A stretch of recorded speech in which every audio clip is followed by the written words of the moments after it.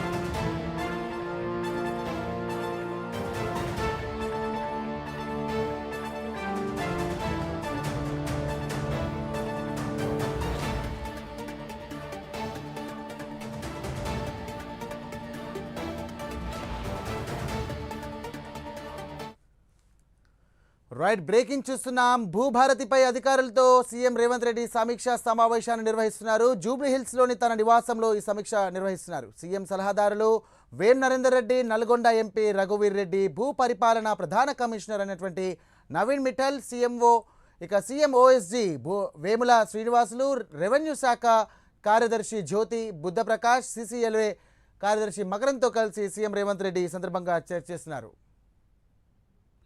Right, దీనికి సంబంధించినటువంటి మరిన్ని డీటెయిల్స్ మా కరెస్పాండెంట్ చందు అందిస్తారు. చందు, చెప్పండి, తెలంగాణ ప్రభుత్వం ప్రతిష్టాత్మకంగా తీసుకున్నటువంటి యొక్క భూభారతికి సంబంధించి అడుగులు ముందుకు పడుతున్నాయని అనుకోవచ్చా?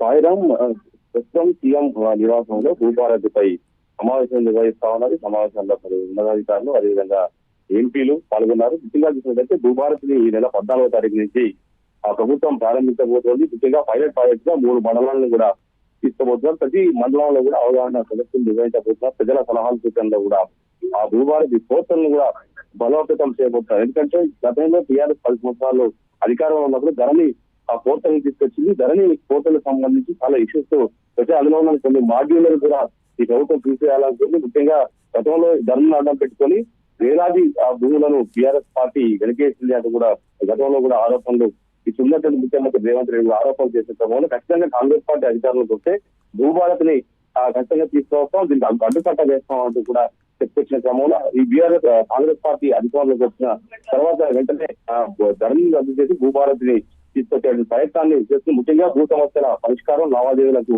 సంబంధించిన సమాచారం ప్రజలకు సులభంగా అందుబాటులో ఉండే విధంగా కూడా ఈ యొక్క పోర్టల్ ను రూపొందిస్తున్నారు. ముఖ్యంగా చూసినట్టు దీనిపైన అధికారులతో ఆయన మాట్లాడుతున్నారు. ముఖ్యంగా కలెక్టర్ల ఆధ్వర్యంలో ప్రజలకు, రైతులకు భూభారతిపై అవగాహన కల్పించాలని కూడా ఈ సమావేశంలో ఆయన సూచిస్తున్నారు. ముఖ్యంగా ఆయా సదస్సుల్లో ప్రజల నుంచి వచ్చేటువంటి సందేహాలు ఏవైతే వారన్నింటినీ నివృత్తిని ఖచ్చితంగా చేయాలి. ప్రతి మండలంలో కలెక్టర్ల ఆధ్వర్యంలో సదస్సులు నిర్వహించాలని కూడా ఆయన చెప్పుకుంటున్నారు. ప్రజలు, రైతులకు అర్థమయ్యేలా సులభమైన భాషలో కూడా భూభారతి పోర్టల్ ఉండాలని ఆయన చెప్తున్నారు. ముఖ్యంగా పోర్టల్ బలోపేతన ప్రజల నుంచి సలహా సూచనలు ఖచ్చితంగా స్వీకరిస్తూ అప్డేట్ చేయాలని కూడా ముఖ్యమంత్రి సమావేశంలో అధికారులకు సూచిస్తున్నారు. ముఖ్యంగా వెబ్సైట్ తో పాటు యాప్స్ ను పటిష్టంగా నిర్వహించాలని కూడా సీఎం ఈ సమీక్షలో ఆదేశిస్తున్నారు.